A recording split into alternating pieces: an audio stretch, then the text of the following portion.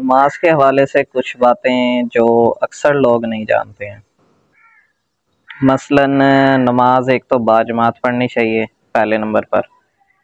اگر آپ ویسے نماز پڑھیں گے تو اس کا آپ کو اگر ایک گنا ثواب مل رہا ہے، اگر آپ مسجد میں جماعت کے ساتھ پڑھیں گے تو آپ کو 7 گنا زیادہ ثواب ملے گا۔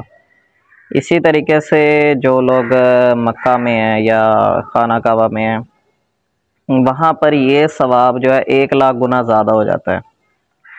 مطلب جو شخص خانہ کعبہ میں نماز پڑھ رہا ہے تو اس کو 1,00,000 گنا زیادہ ثواب ملے گا یہاں کی نسبت۔ اور اگر مسجد کیا کہتے ہیں جماعت کے ساتھ ادا کرے گا تو آئی تھنک پھر یہ 27 لاکھ بن گیا اس حساب سے، اگر خانہ کعبہ میں پڑھ رہا ہے۔ اور اس کے علاوہ اکثر لوگ جو ہیں وہ پہلی صف کمپلیٹ نہیں ہوتی ہے، اکثر لوگ کیا کرتے ہیں وہ دوسری صف میں نماز پڑھنا شروع کر دیتے ہیں۔ تو پہلی صف میں اللہ تعالیٰ کی رحمتیں سب سے زیادہ ہوتی ہیں۔ آپ صلی اللہ علیہ وآلہ وسلم کی حدیث مبارک ہے جس میں پہلی صف والوں کے لیے بہت زیادہ فضیلت ہے، ٹھیک ہے۔ اللہ تعالیٰ کی رحمتیں ہوتی ہیں، فرشتے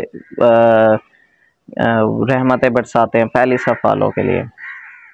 تو جب نبی علیہ السلام سے پوچھا گیا تھا تو آپ صلی اللہ علیہ وآلہ وسلم نے فرمایا تھا پہلی صف والوں کے لیے، پھر دوسری دفعہ بھی، پھر تیسری دفعہ بھی، پھر جا کے دوسری صف والوں کی فضیلت بتائی گئی تھی۔ تو پہلی صف میں نماز پڑھا کریں، ٹھیک ہے۔ اور دائیں جانب جو ہوتے ہیں وہ سب سے زیادہ ثواب ہوتا ہے، یعنی کہ دائیں طرف صف کے جو ہے نا وہاں پر جماعت کے ساتھ اگر آپ نماز پڑھیں گے تو سب سے زیادہ ثواب ہوگا۔ اور اسی طریقے سے اور بھی کافی چیزیں ہیں۔ نماز میں ذرا احتیاط سے نماز پڑھیں، مطلب تیزی سے نماز نہ پڑھیں۔ اور اس کے علاوہ نماز کے جو الفاظ آپ پڑھتے ہیں ان کا آپ کو ترجمہ بھی پتہ ہونا چاہیے۔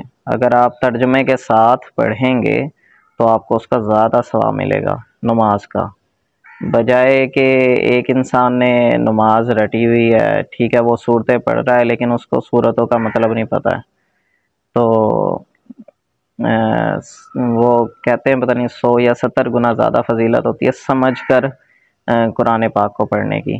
تو اسی طریقے سے اگر دیکھا جائے، اگر ایک انسان ترجمہ پڑھ رہا ہے، جو صورت وہ پڑھ رہا ہے اس کو ترجمہ بھی آتا ہے، تو اس کی نماز جو ہوگی وہ ذرا زیادہ فضیلت والی ہوگی۔ تو اسی